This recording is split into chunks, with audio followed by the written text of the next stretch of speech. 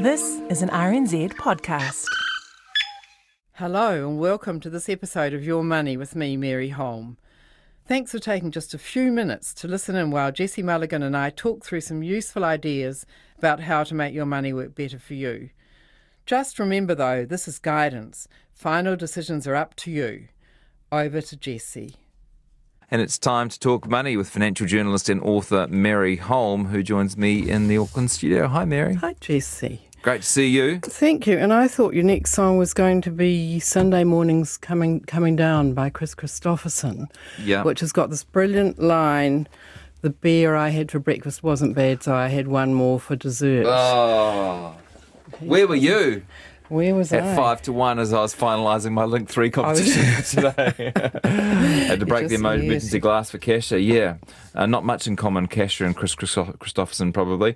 Hey, nice to have you in. Everyone's talking about this rising share market. I was just reading something about it in The Economist last week, because they're on a run that's lasted probably the longest in history over there in the US. And and around the world, or the global markets as a whole, you know, quite a few people in New Zealand, their KiwiSaver funds are invested in global share funds, and they've had just such a long upward run that we talked about last time, so there's no point in going through all of that again. But the main point last time was that at any moment the market could suddenly go down, and there were a plea to people to not bail out when it does go down. People quite sensibly who feel like they've done pretty well out of this run, and they might like to get out now while they can, or, you know. And the thing is that people that move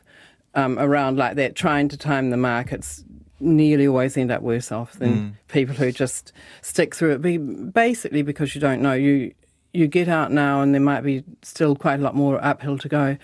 And what's more, but when people get out, they never know when to get back in again.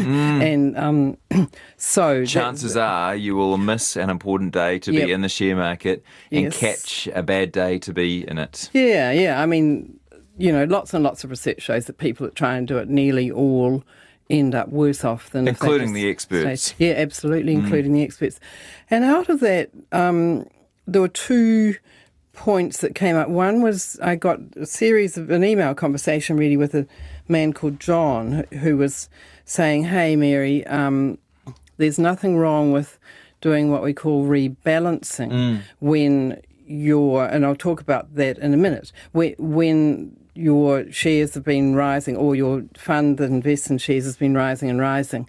And I totally agree with him. I thought, I should talk about rebalancing. But I also thought about another thing that quite a few people start saying when the share market's been going up and up and up, and that is the active fund managers say, get out of passive fund management because passive management does badly when the markets fall. Should we talk about the rebalancing first, and then we'll get into this active passive, including explaining to listeners what active and passive are? Yes, please. But let's start with the rebalancing, which is it applies to anyone who invests in a lot of different shares, or in a KiwiSaver fund or non-KiwiSaver fund that's anything other than low risk. In other words, if you're in a default KiwiSaver fund, it won't really apply to you much then. But people in higher risk funds, their particular funds will probably do some rebalancing for them. But so in a way, when I come to think about it, people in KiwiSaver probably don't need to worry too much if that's their only investment. It's more about people who have some investments, say, in KiwiSaver and some out. So they might have some in shares and some in lower risk investments. A lot of retired people, actually, this applies to. They have the money they're going to spend soon in lower risk investments, and the longer term money in shares. And why do you say that KiwiSaver will do some rebalancing anyway? The fund managers, if they're in a fund that is like half shares and half bonds, and that's the basic idea. It might be a balanced fund, and the managers of the fund will be saying, this is what we're doing, we're going to invest roughly half shares and half bonds, then they are going to have to do the rebalancing to keep that sort of rough 50-50 Right. balance going on. So But if you're in a growth fund, if you're in a growth fund, which is largely shares, then you don't have to worry either about rebalancing. It's more, what I'm talking about is people who've got some of their investments in lower risk or medium risk like bonds and lower risk like bank term deposits and some in shares. And they have decided, in their current circumstances, they'd like to have, say, 50-50, or they might say we want 60% in shares and 40% in lower risk or something like that. They decided on an allocation that's right for them. And by the way, that getting that allocation right is the most important thing in investing, far more important than choosing which provider you're with, which particular shares you buy and sell, etc., is getting the asset allocation right, which is, how much you've got in shares. Mary's had plenty to say on that over the years. And you can find all her conversations in podcast form on our webpage and search them by a keyword. Yeah, there's a lot of this stuff gets repeated in slightly different forms, and it sort of depends what's going on in the world. But so let's say you're sitting there and you're saying, let's make it easy. I want half in shares and half in lower risk investments. And you've been saying that you set that up a few years back because shares have grown so much without your doing anything. Right. They're now going to be, they might be 60 or 70% by shares value. instead of 50. Yes, by the not by what you originally put in. No, but by what they're worth in the market today. And that, isn't all that good. As John said in his emails to me, if you really think 50-50 is the right balance for you, you're not at 50-50 anymore. And so you want to rebalance back to get back to where you wanted to be originally. The trouble is this can be a bit counterintuitive to people because it suggests they're going to have to sell some shares and buy, let's say, some bonds. And if the bonds haven't been doing so well lately, haven't been doing as well as the shares, people don't tend to want to sell what's done well for them lately and buy what hasn't done so well. But in fact, if you do that, that means you're selling high, you're selling the expensive ones and buying low, and that's the ideal. What people all the time do the opposite. They buy low and sell high. And that's right. You want to sell high. You don't want to buy high and sell low, which is what sometimes happens. So here we have a listener sitting here with 60% of his money in shares, or 70%, let's say. He's got quite badly out of balance, and they want only 50% to be in shares. Now, one suggestion is that once a year you have a look at this and rebalance, or another suggestion is you just wait until it gets to beyond, if you want 50-50, you might say, well, wait until it gets worse than 60-40 before we do anything about it. And I totally agree with that. You don't want to rush in and be buying and selling all the time. I mean, for one thing, it's too much hassle, and for another thing, the markets might change soon anyway. But there are ways you can get back to where you want to be without selling too many and buying too many, because that's a hassle, and sometimes there are trading costs. And one is just to, if you've got some share investments, put the dividends into bonds instead of reinvesting them into shares. That's clever. And that helps you to just move some of that money without actually having to sell any shares. And another really important way is if you're drip feeding money in, which people do in KiwiSaver, but if you're drip feeding money into any investment, just drip feed all your new money into the bonds and away from the shares. And another key point about all of this rebalancing is don't go all the way back, or I would suggest you don't go all the way back to 50-50. You might stop at 47-53, something like that, because quite often the next move that happens in the market takes you back to where you wanted to go anyway. I mean, as long as you just stay kind of within cooey of your goal, that's a smart way to do it than trying to get too hung up. Have a target band. Yes, exactly. It's just like the Reserve Bank does with inflation. And hopefully more successfully. Actually, they never hit those inflation targets. Well, no, their band is 1 to 3%, and they're usually within that. Oh, okay. Yeah, they keep it. People around the world, they're having a bit of difficulty hitting their inflation targets. Yeah. Yes, New Zealand hasn't had too bad a record on that in recent times, I have to say. Moving on to passive and active share funds, which you and I have talked about many times before, but for those who aren't right up with that, active share funds, the manager of the fund chooses what shares the fund should be in, and they trade shares every now and then. They say we shouldn't be in this one anymore, we should be in that one. Whereas passive share funds that are also called index funds invest typically in the shares in a share market index, such as the NZX 50 or the S&P 500 or the Dow Jones Industrial or any of the indexes you hear quoted on the radio all the time. They just buy the shares in that index and don't bother to trade them, and they're much, much cheaper to run. Index funds or passive funds are much cheaper to run because they're not hiring people to do research on which ones to buy and sell, and they're not trading. And so there's the sort of passive active trade-off that the people make. Passive tends to have lower fees, which is why, because it's cheaper to run, has lower fees, and that makes a big difference in the long run. Personally, I've been an advocate of passive investing for longer than back to the 1970s. I've had investments in American passive funds since then, and they've been a bit of a marginal thing for a while, but these days they're much, much more common. A lot more people are getting into passive.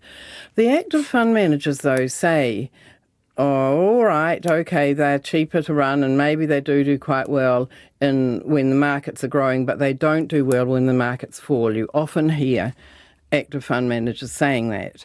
And why, I say, and they say, well, because the actives can get out. They see the market's going to fall, so they can move out of shares. They can move into bonds before the market actually falls. And of course that's true if they know when the market's going to fall. But as I was saying earlier on, people trying to time markets, including the experts, very often get it wrong. And there's really no more reason why actives, fund managers should be good at picking when the market's going to fall than they are when it's going to rise. There's no patterns. There absolutely aren't. They've analysed every crash in the last 200 years, and you can't tell by by what's gone on before. The length of the rise, anything. No, you can't. That's absolutely right. They try and when you think about it, why would there be a pattern really? I mean, if you could tell, it wouldn't happen. Yeah, that's true because yes, people would be getting out beforehand, etc., etc. So anyway, for a long time, despite the lack of logic to my mind, a lot of active managers are saying to people, well, you want to get into an active fund manager at the moment because markets might fall and you're going to be worse off in passive. You want someone who knows what they're doing when that's what hits the kind of the fan. thing they say. Yeah, well, there are two pieces of research I've noticed just quite recently. Now, admittedly, both of them are, surprise, surprise, done by passive managers. They're the ones that have done the research, but they're the ones that have reason to do the research because they're answering a sort of charge against them. One of them is in New Zealand, just a little bit of New Zealand research by Smart Shares, which is run by the stock exchange NZX, and they used to offer KiwiSaver funds. They now offer Superlife KiwiSaver funds. But the research they have found is that in the last quarter of 2018, the New Zealand share market went down 6%. There was a drop in the market then, which it's since recovered from. In that quarter, though, they said they had a look at Morningstar data. Morningstar is a company that follows all the KiwiSaver and other funds and reports on their results, etc. And Morningstar found that only 2 out of 19 active share funds actually beat the market in that particular quarter. But all the Smart Shares funds did, which is quite remarkable. It's not always going to be that clear, but that evidence would suggest that when you're looking at New Zealand passive and active funds, that the passives actually can certainly hold their own in a falling market, if not more than hold their own. Meanwhile, Vanguard, which is a huge, big American-based passive fund manager, they've done a sort of bigger analysis of actually big share market falls, and they had a look at the 2 big crashes on the world markets, which were the dot-com crash in 2000 to 2002. Didn't affect New Zealand markets, but it did affect the world markets. And then they looked at the global financial crisis in 2008. And they found that in the first one, in the dot-com crash, 52% of the active funds beat the average, so just over half of them beat the average. But in the global financial crisis, 44% did, so less than half, a little bit less than half. So you think, okay, half and half, just about half in both of them. So they're not remarkably good, but they're not remarkably bad. But what Vanguard then did is had a look to see if it was the same ones that beat the average in the first crash as beat the average in the second crash. And what they found was that of the active funds that came in the top 20% or the top fifth of all funds, the top performers of that group, only 23% of them came in the top fifth in the next crisis, and 32% came in the bottom fifth. So these are the best ones in the first crash.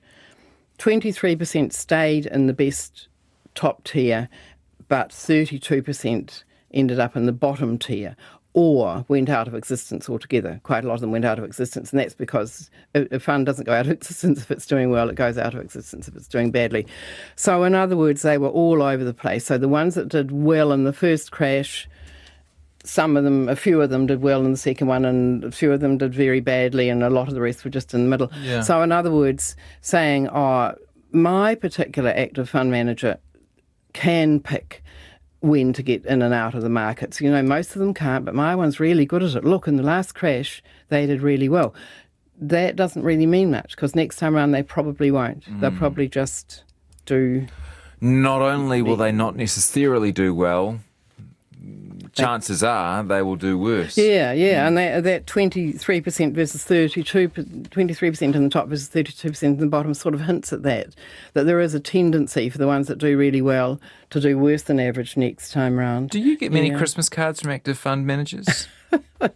As their I don't think I get any Christmas cards from any fund managers. regular cheerleader? And I'm all right about that, actually.